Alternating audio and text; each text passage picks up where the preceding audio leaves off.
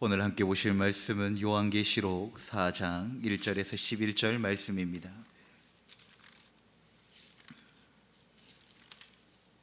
요한계시록 4장 1절에서 11절 말씀입니다. 하나님의 말씀을 한 절씩 교독하겠습니다. 이 일 후에 내가 보니 하늘에 열린 문이 있는데 내가 들은 바 처음에 내게 말하던 나팔 소리 같은 그 음성이 이르되 이리로 올라오라. 이후에 마땅히 일어날 일들을 내가 내게 보이리라 하시더라.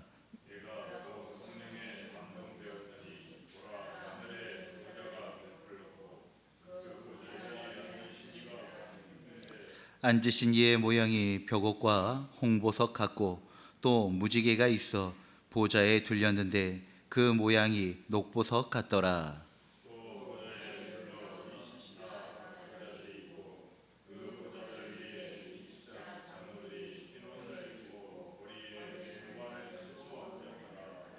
보좌로부터 번개와 음성과 우레소리가 나고 보좌 백현 등불 일곱이 있으니 이는 하나님의 일곱 영이라.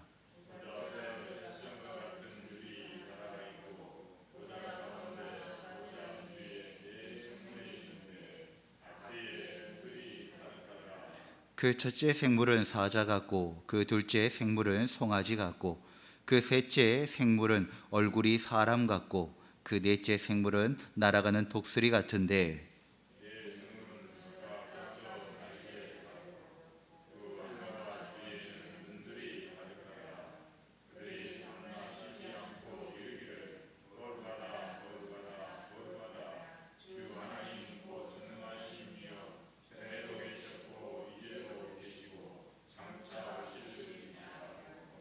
그 생물들이 보좌에 앉으사 세세토록 살아계시는 이에게 영광과 존귀와 감사를 돌릴 때에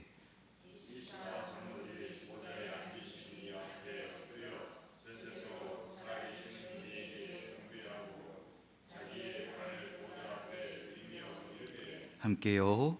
우리 주 하나님이여 영광과 존귀와 권능을 받으시는 것이 합당하오니 주께서 만물을 지으신지라. 만물이 주의 뜻대로 있었고 또 지으심을 받았나이다 하더라. 아멘. 가끔 우리는 너무 많은 것을 우리가 살아가고 있는 이 현실, 이 아래에서 보고 살아갑니다. 뉴스는 어둡고 또 현실은 답답하고 마음은 무거워집니다. 그러다 보면 어느 순간 우리 역시 우리 개인에 갇히게 되어지고 또 이 세상에 갇히게 되어지고 현실에 갇히게 되어집니다. 눈에 보이는 것 안에 가두어지게 된다는 것입니다. 사랑하는 성도 여러분, 이럴 때일수록 우리는 위를 바라보아야 합니다. 하나님을 바라보아야 합니다.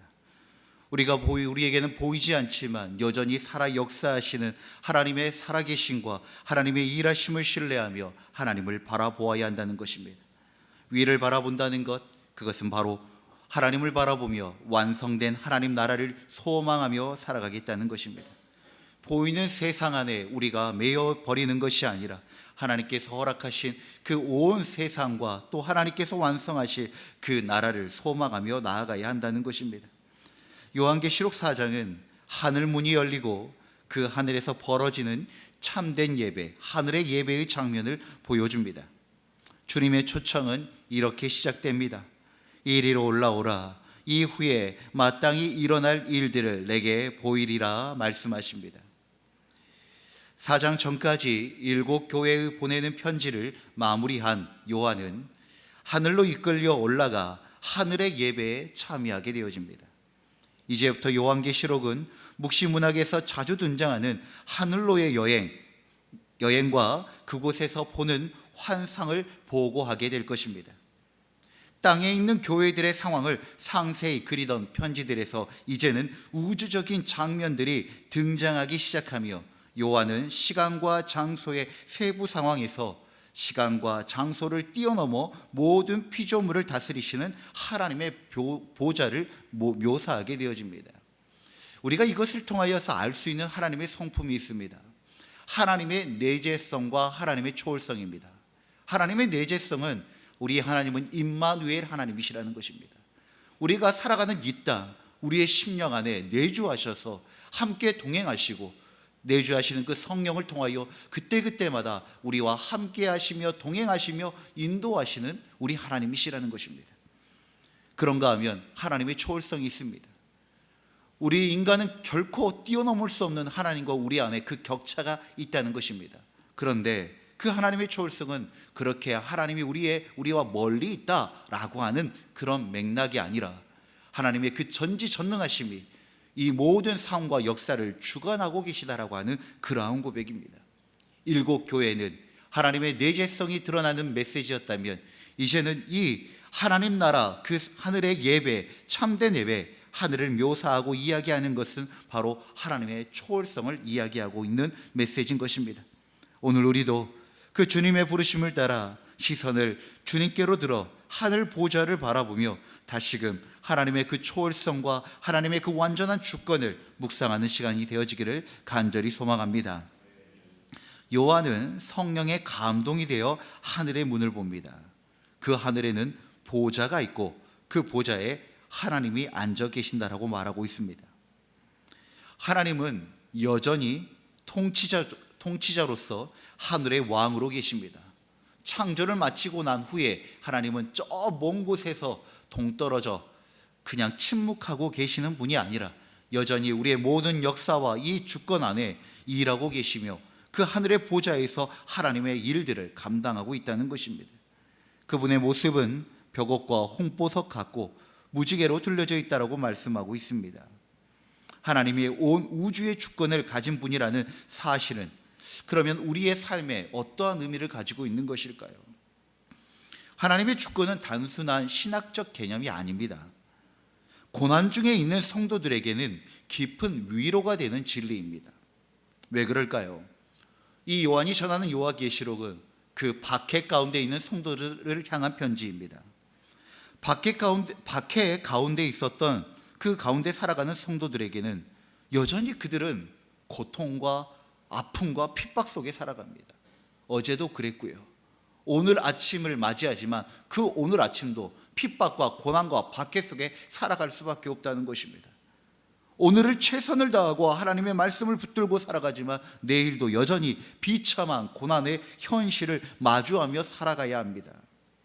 그러다 보면 이런 세상 속에서 올바르며 말씀이 합당한 삶을 살아간다는 것이 의미가 없어 보이기 시작합니다. 왜냐하면 그러한 삶에 대한 인정도 없고 보상도 없게 느껴지기 때문입니다. 오히려 믿음의 삶을 살아가는 것이 어리석어 보입니다. 뭐 굳이 저렇게까지. 그런 삶을 살다 보면 현실은 더 고통받게 되더라는 것입니다. 그러다 보면 어느 순간에 소망이 사라집니다.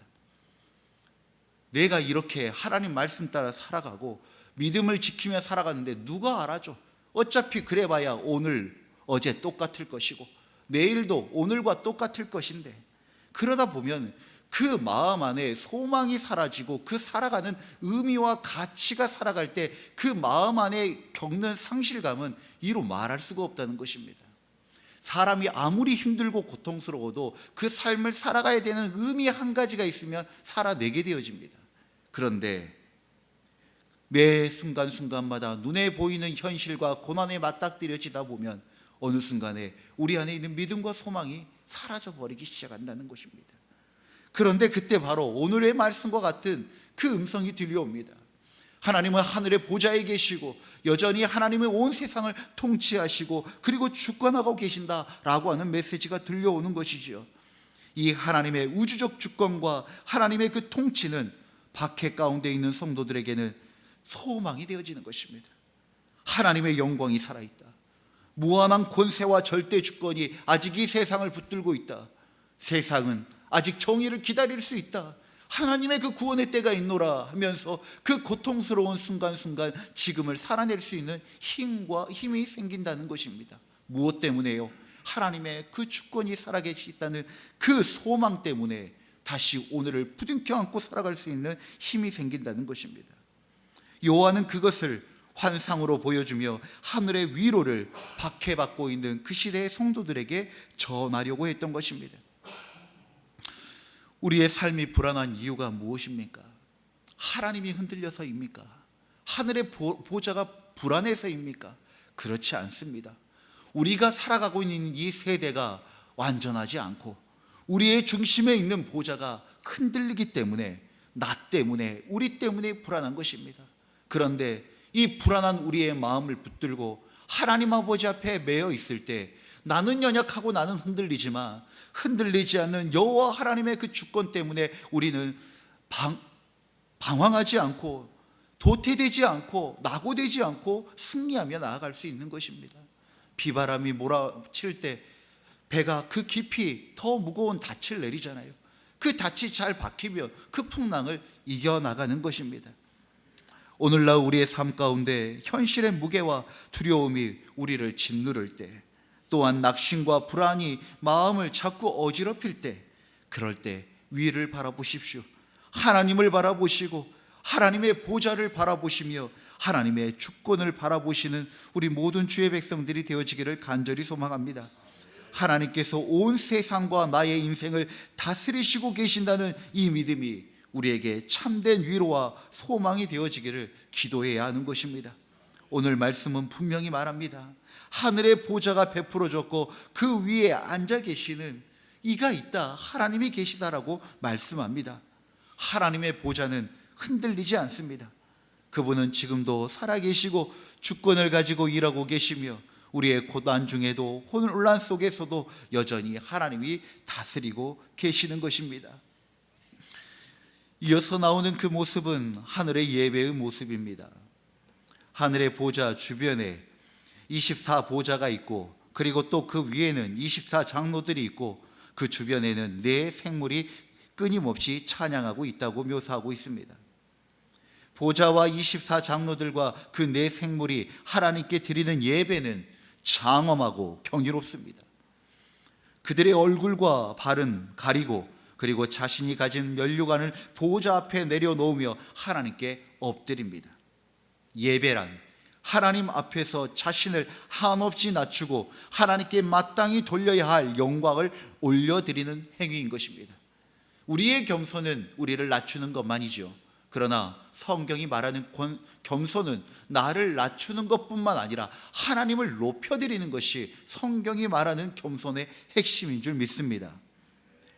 우리가 드려지는 예배 가운데 우리의 죄인됨과 연약함을 인정하고 전적으로 하나님을 의존하되, 우리의 예배의 또 하나의 선포는 하나님의 살아계심과 그 존귀와 영광과 권세를 찬양해야 할 그런 우리의 의무와 영적 책임이 있다는 것입니다. 내 생물은 모든 피조 세계를 대표합니다. 이 땅에 있는 하나님의 창조 안에 있는 모든 것들은 하나님을 찬양하고 예배한다는 것입니다. 이들은 밤낮 쉬지 않고 찬양합니다. 어떻게 합니까? 거룩하다, 거룩하다, 거룩하다 전능하신 주 하나님이라고 하나님의 그 성품과 존재를 인정하고 고백하는 것입니다. 사랑하는 성도 여러분, 우리도 마찬가지입니다. 내가 노래를 잘하나 못하나 우리는 찬양해야 합니다. 무엇을 찬양합니까? 하나님의 살아계심과 하나님의 일하심과 하나님의 언약을 우리는 선포하고 찬양해야 하는 것입니다.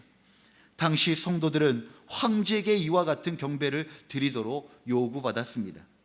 로마 황제는 자신을 구세주로 칭하며 경배를 하라고 명령하였습니다. 그러나 진정한 예배는 오직 하나님만 드려야 합니다. 예배는 세상의 어떤 권력이나 존재가 아니라 오직 하나님만 높이라는 자리입니다. 당연한 말씀이죠. 그런데 이 당연한 것이 우리의 찬양과 우리의 예배와 우리의 심령과 삶 가운데 언제든지 흐려져 버린다는 것입니다. 어느 순간에 우리는 하나님을 찬양한다 하지만 내 안에 있는 욕망과 그 욕구를 찬양을 하고 있고, 하나님의 그 존재와 일하심은 어느 순간에 목적이 아니라 수단으로 바뀌어져 버린다는 것입니다. 세상의 물질과 어떠한 한 사람과 그리고 상황을 우리는 예배할 때가 너무나도 많이 옵니다. 사랑하는 성도 여러분, 무엇보다 우리의 마음과 생각을 지키시길 바랍니다. 우리의 마음과 생각이 헛된 것을 쫓아가지 아니하도록 오직 살아계시며 우리의 영원한 구세주 되시며 우리에게 구원받은 다른 이름이 아닌 오직 예수 그리스도를 바라보고 여호와 하나님을 섬기는 우리 모두가 되어지기를 간절히 소망합니다. 예배는 창조의 모든 존재가 참여하는 하늘의 중심입니다. 예배는 은혜 받는 자리이다. 맞는 말일까요? 틀린 말일까요? 예배는 은혜 받는 자리이다. 이 말은 어떤 면에서 맞고 어떤 면에서는 틀린 말입니다. 하나님께서 우리에게 주신 은혜, 예수 그리스도를 통한 은혜, 그 말씀의 은혜, 그 은혜를 의미한다면 그것은 맞는 말입니다. 그러나 내가 중심이 되어져 나의 감동이나 나의 감정이나 감각을 은혜로 생각한다면 그것은 틀린 말입니다. 예배는 우리의 감정을 위한 자리가 아닙니다. 예배는 오직 하나님을 영광 돌리는 그러한 복된 자리인 줄 믿습니다. 우리는 땅에서 드리는 예배로 하늘의 찬양에 참여하는 것입니다. 오직 우리의 찬양과 예배가 하나님을 향한 주님의 영광을 드높이는 그러한 예배가 되어지기를 간절히 소망합니다. 24장로들은 보좌에 앉으신 하나님 앞에 엎드려 자신의 면류관을 드립니다. 그 면류관은 자신들의 노력이나 승리를 뜻하는 것이 아닙니다. 모든 영광과 존귀가 하나님에게로부터 왔고 하나님에게로부터 온 것을 다시 하나님께 올려드리는, 인정하는 행동입니다. 내 삶의 소유와 내 삶에 있는 모든 주권과 그 은혜가 모두 다 하나님에게로부터 왔다라고 하는 것을 다시 인정하는 것이 우리의 면류관을 드리는 것입니다. 그런데 하나님의 은혜로 들려진 우리의 손 안에 있는 것이 우리가 어느 순간에 내가 주인인 줄 알고 내 뜻대로 내 맘대로 하려고 할 때가 많습니다. 내 자녀들, 내 물질, 내 시간, 내 삶들, 어느 순간에 내가 주인이 되어져 내 맘대로 하려고 한다는 것입니다. 그러나 우리는 잊지 않아야 합니다. 우리의 생명도, 우리의 단 1분 1초도 하나님의 허락 가운데 우리에게 주어졌다는 것을 잊지 않아야 합니다. 바로 그것이 청지기 의식입니다. 하나님 아버지 앞에 주인됨을 인정하고 그 청지기 의식을 가지고 우리가 하나님 앞에 신실하게 살아갈 때 하나님께서 내재하심과 초월하심을 통하여 우리와 동행하시고 계속된 은혜를 더하여 주실 줄 믿습니다. 우리는 무엇을 가졌든 어떤 자리에 있든 모든 것은 하나님의 은혜임을 고백해야 합니다. 하나님 앞에 내 관을 내려놓고 나의 중심을 내어드릴 때 진정한 예배가 완성되는 것입니다. 요한계시록 4장은 종말에 대한 두려움을 주는 말씀이 아닙니다. 우리 한 청년이 옆에 있는 친구와 함께 요한계시록 말씀을 묵상을 한다고 합니다. 그런데 이 말씀을 나누려고 하다 보니 이 요한계시록이 묵시록이잖아요. 그러니까 두렵고 좀 어려운 마음이 있었나 봅니다. 그런데 딱 7월에 들어와서 이렇게 교회에서 이 새벽 말씀이 있다 보니 그 친구하고 같이 새벽 말씀 들으면서 또 묵상하고 나눈다라고 이야기를 하는 것입니다. 그런데 이 요한계시록이라고 하는 이 말씀이 되게 두렵다는 것입니다. 그래서 그 청년에게, 그 친구에게 이렇게 이야기했습니다. 우리가 동화를 읽을 때 무섭고 두려운 마음으로 읽느냐? 그렇지 않다. 거기 안에는 두려운 내용도 있다. 그러나 하나님께서는 이 요한계시록, 특히 구약에는 다니엘서, 그리고 신약에는 이 요한계시록을 통하여서 우리가 하나님을 상상할 수 있고 하나님의 나라를 품을 수 있는 그 울타리를 넓게 쳐주신 너무나도 귀한 책이다. 마음껏 상상하고 마음껏 묵상하고 마음껏 나누었으면 좋겠다라고 하는 그런 이야기를 했습니다. 요한계시록은 종말에 대한 두려움을 주는 말씀이 아닙니다. 오히려 답답한 이 세상 속에 여전히 하나님의 살아계심이 있고 희망과 확신을 선포하는 참 아름다운 말씀인 줄 믿습니다.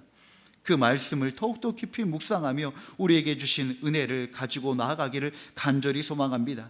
지금 우리가 서 있는 이 땅의 혼란 속에서도 하늘에서는 여전히 하나님이 다스리시고 모든 피조물들이 하나님을 예배하고 있습니다. 하나님은 오늘 이 말씀을 통하여서 우리에게 말씀하시는 것입니다. 그 하나님의 예배, 하늘의 예배, 그 참된 예배로 우리를 초대하고 있는 것입니다. 우리도 모든 피조물과 함께 살아 역사하시는 우리 여호와 하나님을 찬양하는 이 하루가 되어지기를 주의 이름으로 축원드립니다. 기도하겠습니다. 전능하신 하나님, 오늘도 하늘 보좌에서 통치하시고 우리의 예배를 받으시는 주님을 찬양합니다. 세상은 흔들리나 하나님의 보좌는 흔들리지 않음을 믿습니다. 우리의 마음이 무너질 때마다 우리의 눈을 들어 주님을 바라보게 하시고 하나님 앞에 내 관을 내려놓고 진정한 예배자로 살아가게 하여 주시옵소서. 거룩하다, 거룩하다, 거룩하다 전능하신 주 하나님이여, 오늘도 이 찬양의 고백으로 살아가는 우리 모두가 되게 하여 주시옵소서. 이 땅의 예배와 찬양이 하늘의 찬양과 예배가 되어지기를 간절히 소망하오며 우리 주 예수 그리스도 이름으로 기도드립니다. 아멘. 주님이 가르치신 기도로 예배를 마치겠습니다.